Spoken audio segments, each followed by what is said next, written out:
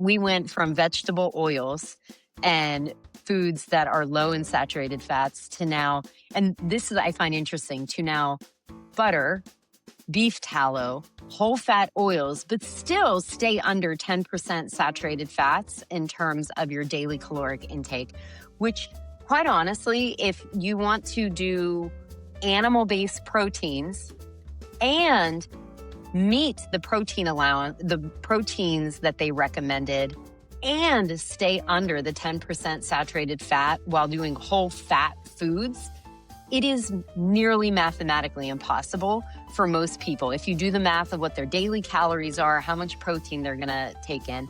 And so that's when I was like, come on. Like, this influence is very obvious because the math doesn't even jive. This is the Visible Voices podcast. I'm Dr. Resa E. Lewis, emergency medicine and lifestyle medicine physician, medical educator, designer, healthcare techie, and your host. Today I'm in conversation with Dr. Anahita Kalantari, known to many as Dr. AK, emergency medicine and lifestyle medicine physician and founder of the Whole Human Health and Wellbeing platform. Now, today we're talking about the 2025 Dietary Guidelines for Americans, what the science says, who influences the process, and what it means for our patients and the general public. The Dietary Guidelines for Americans are updated every 5 years through a structured process overseen by the U.S. Department of Health and Human Services, that's HHS, and the U.S. Department of Agriculture, the USDA. An external Dietary Guidelines Advisory Committee is convened to review the scientific evidence and provide recommendations.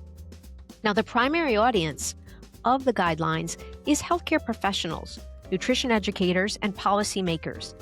Dr. AK, great to have you here. Oh, Dr. Lewis, thank you for having me. The Dietary Guidelines came out in January of 2026. What was something that stood out to you? Just one thing. I would say how politicized the guidelines are. You know, it has become very clear that certain things that weren't really political before or polarizing or anything like that, that there are things now that I never thought would be in the political sphere that are. And so the dietary guidelines was one of them. Because, you know, if you look at in the blog that I wrote and in the podcast, I talked about while they are different, there are a lot of similarities. And you wouldn't know that if you don't actually go in and read it, because all of the news stories and everything that was covering these guidelines was talking about they're earth-breaking, they're so different, when the fact is they're really not that different. They still have the different generational input in terms of infants, kids, people in the geriatric population, what their nutrition guidelines should look like. They still have limitations on fats and sugars. They still focus a lot on nutritional composition. There are some areas where they are divergent. Some of them, I think, very beneficial. Some of them probably not possible, but just how polarizing they were and how political they were is really what stood out to me when they came out. One thing that is not political or has not been politicized is protein and the protein recommendation. So the recommendation that we learned in terms of the American Board of Lifestyle Medicine was 0.8 grams per kilogram. But that amount, the amount recommended on a daily basis, has changed. When we first came up with the recommended dietary allowance, a lot of that was based on in vivo nitrogen balancing studies. A lot of it was based on rodent studies. It wasn't based on humans. And that's where that 0.8 grams per kilo came from. What we have learned is that we actually need a lot more protein. We don't store protein the same way that we store carbohydrates or that we store fats. And so we need to get an amount of amino acids throughout the day in order to synthesize proteins, in order to make enzymes, in order to build muscle, in order to heal. And so what we have found that we actually need a lot more protein than what was recommended in that RDA. And the current guidelines go into that. And specifically, the first time ever, they come out and say 1.2 to 1.6 grams of protein per kilo body weight per day. And I am 100% on board with that. It's something that I talk to you about with my patients. We talk a lot about health optimization.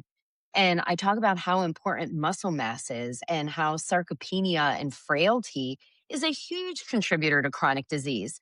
And in order to avoid from going down that route, I always say I'm always terrified that I'm going to be the little old lady who can't carry her groceries to her car, and a lot of that has to do with sarcopenia and making sure that we put on muscle mass and we keep on muscle mass. You have to be at least 1.2 to 1.6. And I would argue even higher for older populations and for people who specifically are seeking to put on more muscle mass. It has to be closer to 2. RDA is the recommended daily allowance. Sarcopenia, do you have a working definition? Sarcopenia is the loss of muscle that then contributes to frailty and weakness. We are all going to lose muscle. I did an article on the biology of aging. There are certain things that are just going to happen because that's evolution and that's biology. And the problem is the rate at which it happens. And so when we are talking about sarcopenia, the rate of muscle loss is a lot higher. That slope is much steeper. And then that can lead to frailty and weakness. An emergency department reference: when people are weak and they are frail, they fall. When they fall, they break bones. When you break your hip, there's a very high, what we say, mortality rate. There are very high rates of dying when you break your hip. And people are like, wait a minute, you die from a hip fracture? But no, all the sequela, all the downstream effects of what happens after you break your hip, and then you're in a bed, and then you get a bad wound, and then you can't walk, and all the things just build. Now, one thing that did differ in these guidelines was the pictorials, the graphics. I love design. I love graphic design, and I love healthcare design. And part of it is it's a tool for educating, and it's really important. You and I grew up with the pyramid, and what was at the top of the pyramid versus what was at the bottom of the pyramid has flipped over time. It used to be grains and carbs at the bottom. Now it's more fruits and vegetables. There was a great article in Stat News written by Debbie Millman, and she is a graphic designer. And she talked about the disservice that this current graphic does to educating and as a public health tool, because graphics should help elucidate the public health message. It used to be the my plate, but now it's back to a pyramid. When people see a plate, they think of dinner, they think of a meal, they think of food. That makes sense to them. When they see half that plate green with fruits and vegetables, okay, I understand. 50% of my plate should be fruits and vegetables, a quarter greens, and a quarter protein. By the way, dairy off to the side. We'll get to dairy in Canada in a minute. But now there's this pyramid. Well, we got rid of the pyramid because it was confusing. I remember the food pyramid from 7th grade health class.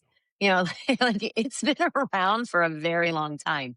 And we got rid of it and we went to the My Plate because that food pyramid was confusing. I'm just going to back up for a second. One of the things that you said that I just want to put a little pin in is that these guidelines are not your personal dietary recommendation. These are targeted for policymakers, physicians, dietitians, and the whole point since the 1970s is to reduce chronic illness. Before that, it was to address nutritional deficiencies, things like pellagra, and rickets, which most places of this in this country, we don't have to worry about that. We still do in some pockets. That was the point of these guidelines. And they made the visual just as an accompaniment for the individuals who are not in the targeted population to have an understanding of what it is that these policymakers are using. Where is this information coming from? And so that initial pyramid was very confusing, and they went into My Plate. Now we're back to the pyramid. But the issue with the pyramid is there are internal contradictions if you actually look at the pyramid and you read the guidelines. And the best example that I can come up with is whole grains. It absolutely says in the guidelines to have 2 to 3 servings of fiber forward whole grains throughout your meals.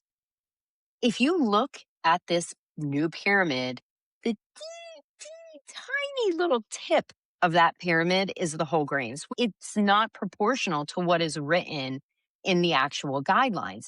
There is a lot of protein forward type of recommendations that are in there. And you see a lot of that in the top of this inverted pyramid. But at the end of the day, I'm not sure that anybody still knows what to do with this pyramid because pyramids are confusing. My plate is what I use with my patients.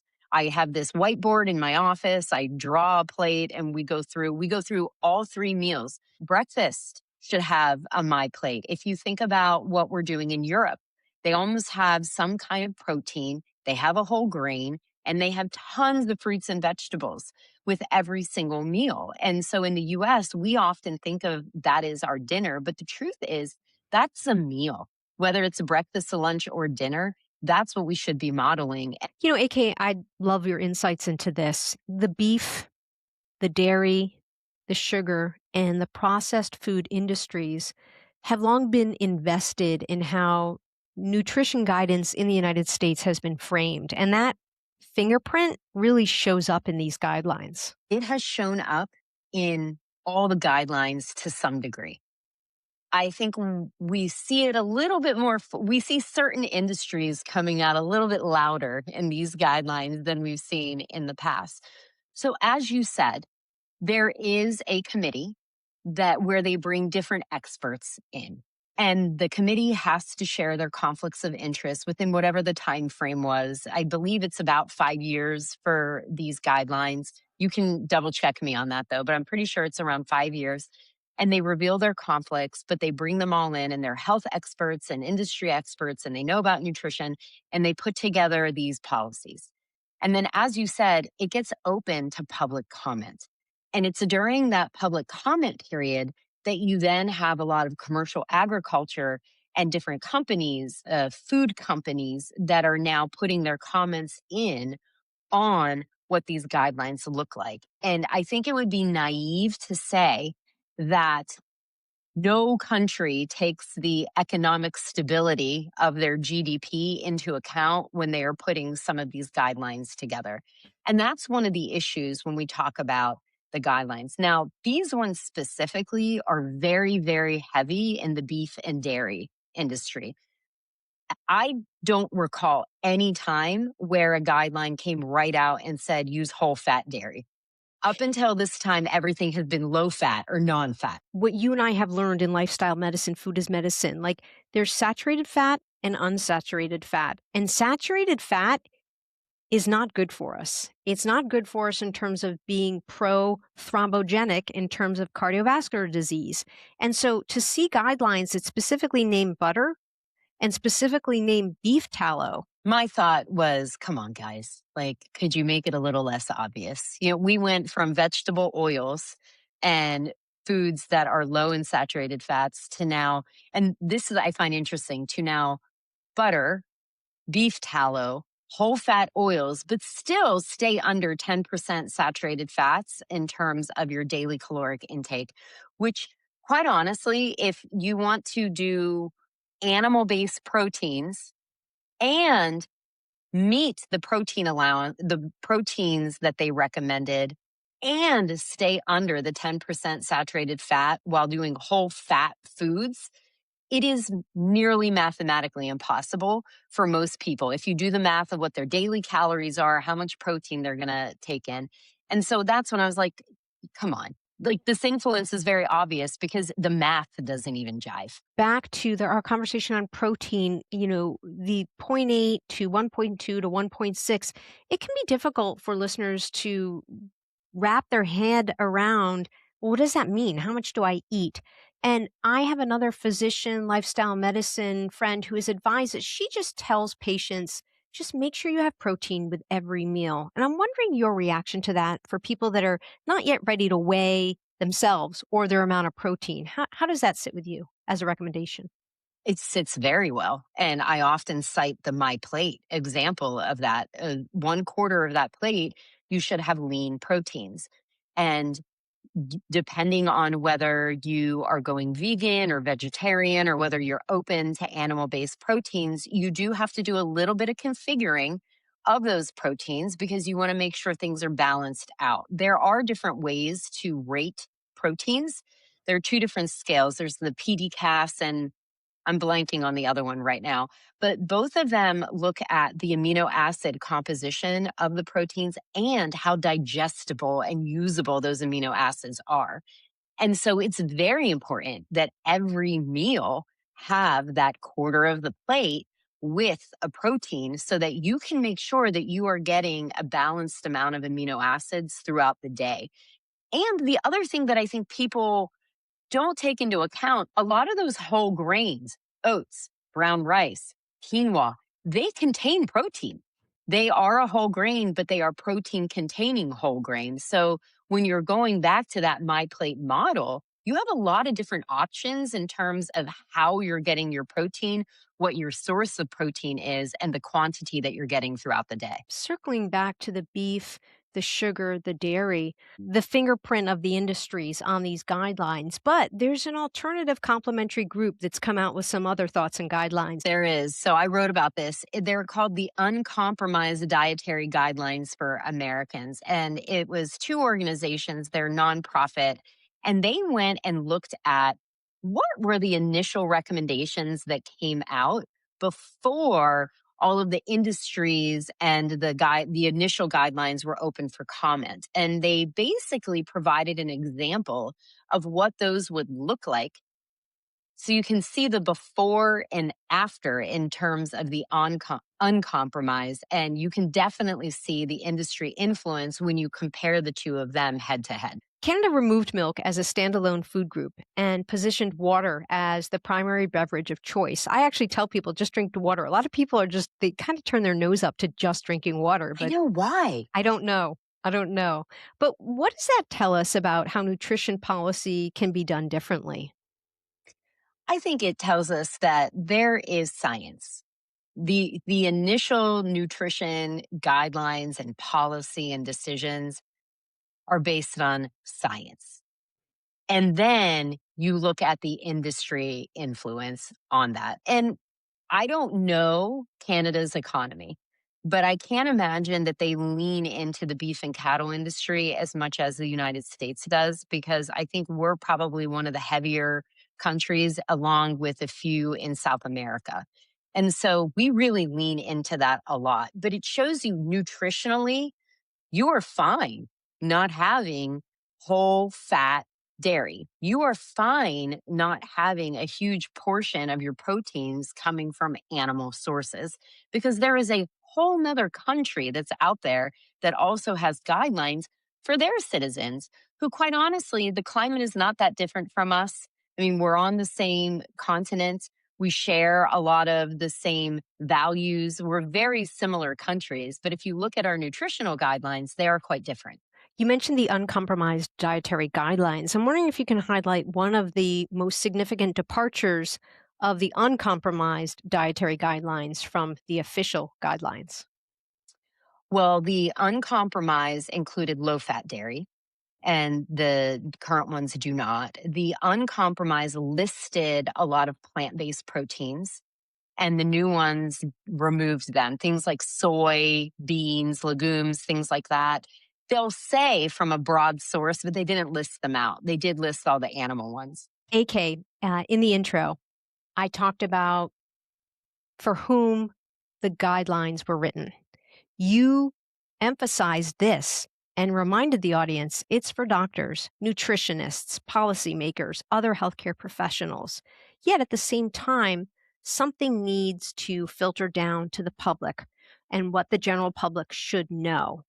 So, bringing in micro skills and 3 small actions or behaviors that audience members can take today to embrace the positive aspects of these guidelines from 2025 to 2030. Can you give us 3? I can. I think the first thing is relax. These guidelines are not your personal dietary recommendation. They take nothing into account in terms of what someone can afford or what people's cultures are like. I'm Persian. We love to get together and party and break bread and have delicious foods. And half of what we eat when we get together doesn't meet all of the standards that are here, which leads me into number 2, which is the way you eat is a pattern over a long period of time. There is no one thing that you should always avoid forever, all the time, that is going to make any kind of meaningful difference in terms of your chronic health. And I say that with a caveat. Obviously, if you have celiac disease, you cannot eat gluten, right? So there are certain exceptions to that rule. But for the general population who doesn't have any formal diagnosis of any dietary limitation, the pattern in how we eat from day to day is what matters more than going down and checklisting that you have everything on these dietary guidelines all the time. Like, if you don't necessarily eat chips all the time and you feel like, those potato chips look really delicious, you can have some potato chips every once in a while. So I think some people are just so strict about that. So you gave us these two. Bring us home with one more microscale, one small action or behavior that audience members can take today when they shut off the episode. Ultra processed foods don't have a definition. So it's really the nutrition content. You don't have to eliminate every ultra processed food from your entire life. AK, if people want to follow you, your work, your podcast, your newsletter, tell us how to find you. So I have a podcast. It's called No Filter Doctor, where I try and be the voice of evidence-based medicine to cut through a lot of this misinformation and wellness influencer noise. I have a blog called From Dr. AK's Desk, which is on my website, www.thewholehumanhealthandwellbeing.com. The Visible Voices podcast amplifies voices in the healthcare, equity, and innovation spaces. Our team includes Dr. Giuliano DePortu and me, Dr. Resa E. Lewis. Find me at Resa E. Lewis MD on social media or visit thevisiblevoicespodcast.com. Find us wherever you listen to podcasts and watch our episodes on YouTube. This podcast is for education and entertainment purposes only. The views and opinions expressed by hosts and guests are their own and do not reflect those of their employers or institutions. Guest appearances do not imply endorsement of any product, service, or organization. Information shared here is intended for general informational purposes only, reflects the time of recording, and should never substitute for clinical judgment or individualized medical advice. No physician-patient relationship is created by listening to or watching this podcast. Together, we're making healthcare more equitable, one visible voice at a time.